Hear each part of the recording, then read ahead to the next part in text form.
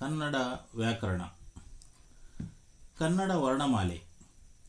ಕನ್ನಡ ವರ್ಣಮಾಲೆಯಲ್ಲಿ ಒಟ್ಟು 49 ಅಕ್ಷರಗಳಿವೆ. ಕನ್ನಡ ವರ್ಣಮಾಲೆಯಲ್ಲಿ ಆದಿಂದ ಲಾದೊರೆಗಿರ್ತಕ್ಕಂಥ ಅಕ್ಷರಗಳು. ಕನ್ನಡ ವರ್ಣಮಾಲೆಯಲ್ಲಿ ಒಟ್ಟು 49 ಅಕ್ಷರಗಳಿವೆ. ಕನ್ನಡ ವರ್ಣಮಾಲೆಯಲ್ಲಿ ಪ್ರಧಾನವಾಗಿ 3 ಭಾಗಗಳಿವೆ: ಸ್ವರಗಳು, ವ್ಯಂಜನಗಳು, ಯೋಗವಾಹಗಳು. ಸ್ವರಗಳು ಎಂದರೆ ಸ್ವತಂತ್ರವಾಗಿ ಉಚ್ಚರಿಸಲ್ಪಡುವ ಅಕ್ಷರಗಳನ್ನು ಸ್ವರಗಳು ಎನ್ನುತ್ತೇವೆ. ಕನ್ನಡ ವರ್ಣಮಾಲೆಯಲ್ಲಿ ಒಟ್ಟು 13 ಸ್ವರಗಳಿವೆ. ಅವು ಯಾವುವೆಂದರೆ ಅ, ಆ, ಇ, ಈ, ಉ, ಊ, ಋ, ಎ, ಐ, ಓ, ಔ. ಸ್ವರಗಳು. ಸ್ವರಗಳಲ್ಲಿ 3 ವಿಧ: ರಸ್ವಸ್ವರಗಳು, ದೀರ್ಘಸ್ವರಗಳು, ಪ್ಲುತಸ್ವರಗಳು. ರಸ್ವಸ್ವರ ಅಂದರೆ ಏನು? ಒಂದು ಮಾತ್ರ ಕಾಲದಲ್ಲಿ ಉಚ್ಚರಿಸಲ್ಪಡುವ ಅಕ್ಷರಗಳನ್ನು ರಸ್ವಸ್ವರಗಳು ಎನ್ನುತ್ತೇವೆ. ಕನ್ನಡ ವರ್ಣಮಾಲೆಯಲ್ಲಿ ಒಟ್ಟು 6 ರಸ್ವಸ್ವರಗಳಿವೆ. ಉದಾಹರಣೆಗೆ ಅ, ಈ, ಉ, ಋ, ಎ, ಓ. ದೀರ್ಘಸ್ವರಗಳು. 2 ಮಾತ್ರ ಕಾಲದಲ್ಲಿ ಉಚ್ಚರಿಸಲ್ಪಡುವ ಅಕ್ಷರಗಳನ್ನು ದೀರ್ಘಸ್ವರಗಳು ಎನ್ನುತ್ತೇವೆ. ದೀರ್ಘಸ್ವರಗಳ ಒಟ್ಟು ಸಂಖ್ಯೆ 7: ಆ, ಈ, ಉ, ಎ, ಐ, ಓ, ಔ. ಪ್ಲುತಸ್ವರಗಳು. 3 ಅಥವಾ ಹೆಚ್ಚು ಮಾತ್ರ ಕಾಲದಲ್ಲಿ ಉಚ್ಚರಿಸಲ್ಪಡುವ ಅಕ್ಷರಗಳನ್ನು ಪ್ಲುತಸ್ವರಗಳು ಎನ್ನುತ್ತೇವೆ. ಉದಾಹರಣೆಗೆ ದತ್ತಾತ್ರೇಯ ರಾಮಚಂದ್ರ ಬೇಂದ್ರೆಯವರು ಬರೆದಿರ್ತಕ್ಕಂಥ ನೀ ಹೀಂಗ ನೋಡಬೇಡ ನನ್ನ ಎಂಬ ಪದ್ಯದಲ್ಲಿ ಈ ಪ್ಲುತಸ್ವರಗಳನ್ನು ಹೆಚ್ಚಾಗಿ ಬಳಸಿದ್ದಾರೆ. ವ್ಯಂಜನಗಳು. ಸ್ವತಂತ್ರವಾಗಿ ಉಚ್ಚಾರ ಮಾಡಲು ಬಾರದ ಅಥವಾ ಸ್ವರಗಳ ಸಹಾಯದಿಂದ ಉಚ್ಚಾರ ಮಾಡಬೇಕಾದ ಅಕ್ಷರಗಳನ್ನು ವ್ಯಂಜನಗಳು ಎನ್ನುತ್ತೇವೆ. ಕನ್ನಡ ವರ್ಣಮಾಲೆಯಲ್ಲಿ ಒಟ್ಟು 34 ವ್ಯಂಜನಗಳಿವೆ. ಖದಿಂದ ಲಾದೊರೆಗಿರ್ತಕ್ಕಂಥ 34 ವ್ಯಂಜನಗಳು. ವ್ಯಂಜನಗಳಲ್ಲಿ 2 ವಿಧ: ಒಂದು ವರ್ಗೀಯ ವ್ಯಂಜನ, 2 ಅವರ್ಗೀಯ ವ್ಯಂಜನ. ವರ್ಗೀಯ ವ್ಯಂಜನ ಅಂದರೆ ಏನು? ಅಕ್ಷರಗಳು ಉತ್ಪತ್ತಿಯಾಗುವ ಸ್ಥಾನಗಳಿಗೆ ಅನುಗುಣವಾಗಿ 5 ಅಕ್ಷರಗಳಿಗೆ ಒಂದೊಂದು ವರ್ಗವಾಗಿ ವಿಂಗಡಿಸಿರುವ ಅಕ್ಷರಗಳನ್ನು ವರ್ಗೀಯ ವ್ಯಂಜನಗಳು ಎನ್ನುವರು. ಇವನ್ನು ಕವರ್ಗ, ಚವರ್ಗ, ಟವರ್ಗ, ತವರ್ಗ ಮತ್ತು ಪವರ್ಗ ಎಂದು 5 ಅಕ್ಷರಗಳ ಒಂದೊಂದು ವರ್ಗ ಮಾಡಲಾಗಿದೆ. ವರ್ಗೀಯ ವ್ಯಂಜನಗಳನ್ನು 3 ಭಾಗಗಳಾಗಿ ವಿಂಗಡಿಸಲಾಗಿದೆ: ಅಲ್ಪಪ್ರಾಣ, ಮಹಾಪ್ರಾಣ, ಅನುನಾಸಿಕ ಅಕ್ಷರಗಳು. ಅಲ್ಪಪ್ರಾಣ ಅಕ್ಷರಗಳು ಎಂದರೆ ಏನು? ಕಡಿಮೆ ಉಸಿರಿನೊಡನೆ ಉಚ್ಚರಿಸಲ್ಪಡುವ ಅಕ್ಷರಗಳನ್ನು ಅಲ್ಪಪ್ರಾಣ ಅಕ್ಷರಗಳು ಎನ್ನುವರು. ಕನ್ನಡ ವರ್ಣಮಾಲೆಯಲ್ಲಿ ಒಟ್ಟು 10 ಅಲ್ಪಪ್ರಾಣ ಅಕ್ಷರಗಳಿವೆ. ಪ್ರತಿ ವರ್ಗದ 1ನೆಯ ಮತ್ತು 3ನೆಯ ಅಕ್ಷರಗಳಾಗಿರ್ತಕ್ಕಂಥ ಖ, ಗ, ಛ, ಜ, ಠ, ಡ, ಥ, ದ, ಫ, ಬ ಅಕ್ಷರಗಳು ಅಲ್ಪಪ್ರಾಣಾಕ್ಷರಗಳು.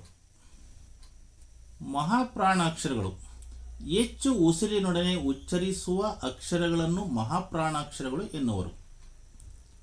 ಇವು ಒಟ್ಟು 10 ಮಹಾಪ್ರಾಣಾಕ್ಷರಗಳಿವೆ.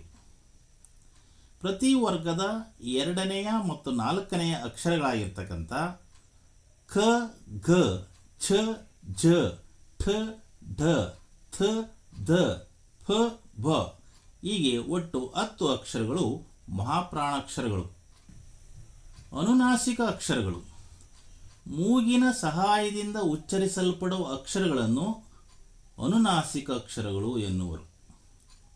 ಕನ್ನಡ ವರ್ಣಮಾಲೆಯಲ್ಲಿ ಒಟ್ಟು 5 ಅನುನಾಸಿಕ ಅಕ್ಷರಗಳಿವೆ: ನ್ಯ, ನ್ಯ, ನ, ನ, ಮ ಎಂಬ 5 ಅಕ್ಷರಗಳು ಅನುನಾಸಿಕ ಅಕ್ಷರಗಳು. ಅವರ್ಗೀಯ ವ್ಯಂಜನಗಳು.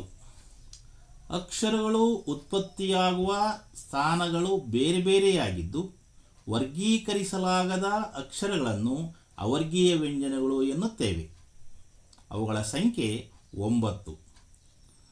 ಯ, ರ, ಲ, ವ, ಶ, ಶ, ಸ, ಹ, ಳ ಹೀಗೆ 9 ಅಕ್ಷರಗಳು ಅವರ್ಗೀಯ ವ್ಯಂಜನಗಳು. ಯೋಗವಾಹಗಳು. ಯೋಗ ಎಂದರೆ ಕೂಡು.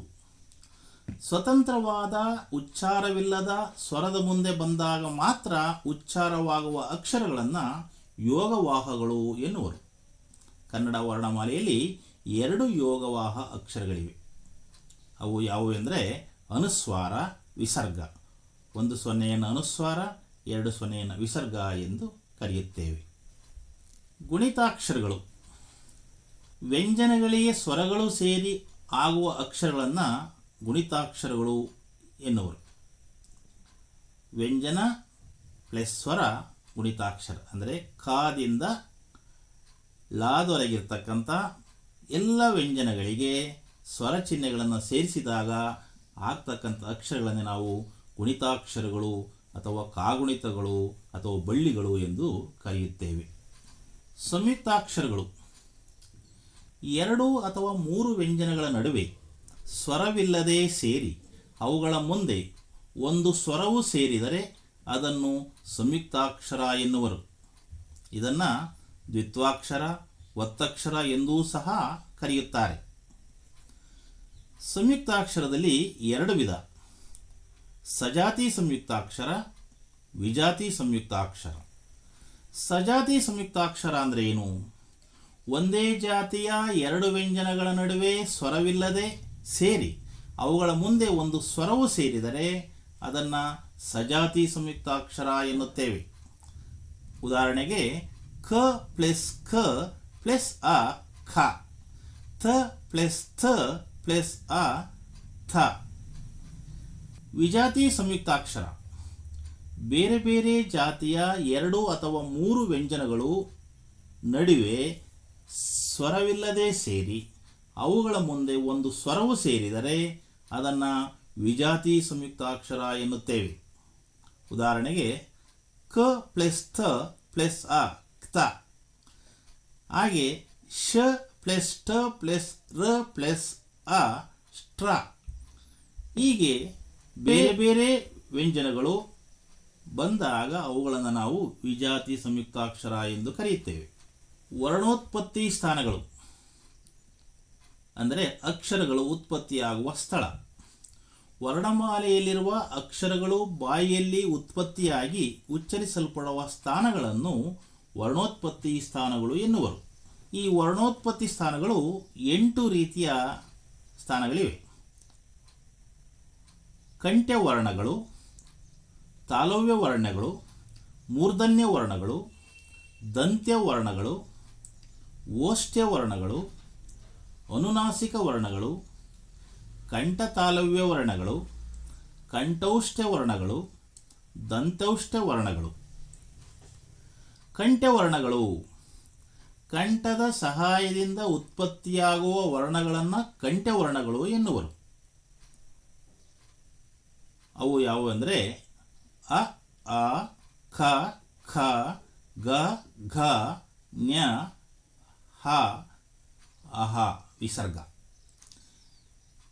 ತಾಲವ್ಯ ವರ್ಣಗಳು ತಾಲುವಿನ ಸಹಾಯದಿಂದ ಅಂದರೆ ಅಂಗಳಿನ ಮುಂಭಾಗ ತಾಲುವಿನ ಸಹಾಯದಿಂದ ಉತ್ಪತ್ತಿಯಾಗುವ ವರ್ಣಗಳನ್ನು ತಾಲವ್ಯ ವರ್ಣಗಳು ಎನ್ನುವರು. ಇ, ಈ, ಚ, ಛ, ಜ, ಝ, ಞ, ಯ, ಶ ಇವು ತಾಲವ್ಯ ವರ್ಣಗಳು. ಮೂರ್ಧನ್ಯ ವರ್ಣಗಳು.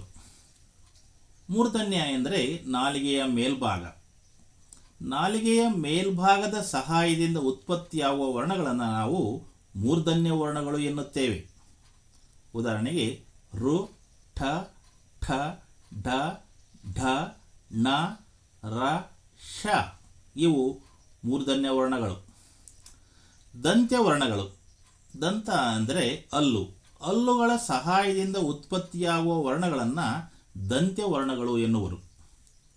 ಉದಾಹರಣೆಗೆ ಥ, ಥ, ದ, ಧ, ನ, ಲ, ಸ ಇವು ದಂತ್ಯವರ್ಣಗಳು. ಓಷ್ಠ್ಯವರ್ಣಗಳು. ಓಷ್ಠ್ಯ ಎಂದರೆ ತುಟಿ.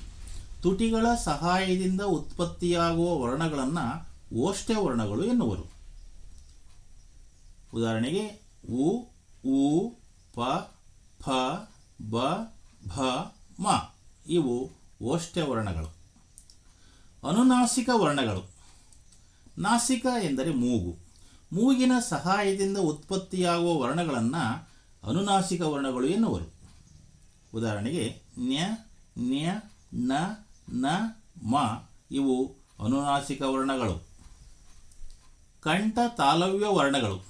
ಕಂಠ ಮತ್ತು ತಾಲುವಿನ ಸಹಾಯದಿಂದ ಉತ್ಪತ್ತಿಯಾಗುವ ವರ್ಣಗಳನ್ನು ಕಂಠ ತಾಲವ್ಯ ವರ್ಣಗಳು ಎನ್ನುವರು. ಎ, ಎ, ಐ ಇವು ಕಂಠ ಮತ್ತು ತಾಲುವಿನ ಸಹಾಯದಿಂದ ಉತ್ಪತ್ತಿಯಾಗುವ ಅಕ್ಷರಗಳು. ಕಂಠೋಷ್ಠ ವರ್ಣಗಳು. ಕಂಠ ಮತ್ತು ಓಷ್ಠ್ಯ, ಕಂಠ ಮತ್ತು ತುಟಿಗಳ ಸಹಾಯದಿಂದ ಉತ್ಪತ್ತಿಯಾಗುವ ವರ್ಣಗಳನ್ನು ಕಂಠೋಷ್ಠ ವರ್ಣಗಳು ಎನ್ನುವರು. ಉದಾಹರಣೆಗೆ ಓ, ಓ, ಔ. ದಂತೌಷ್ಠ ವರ್ಣಗಳು.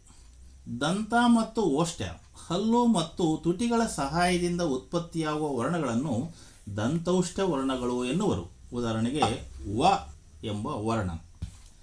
ಹೆಚ್ಚಿನ ವಿಡಿಯೋಗಳಿಗಾಗಿ ಕನ್ನಡ ಖಜಾನೆ ಯೂಟ್ಯೂಬ್ ಚಾನಲ್ನ ಲೈಕ್ ಮಾಡಿ, ಶೇರ್ ಮಾಡಿ ಮತ್ತು ನಮ್ಮ ಚಾನಲ್ನ ಸಬ್ಸ್ಕ್ರೈಬ್ ಮಾಡಿ. ಧನ್ಯವಾದಗಳು.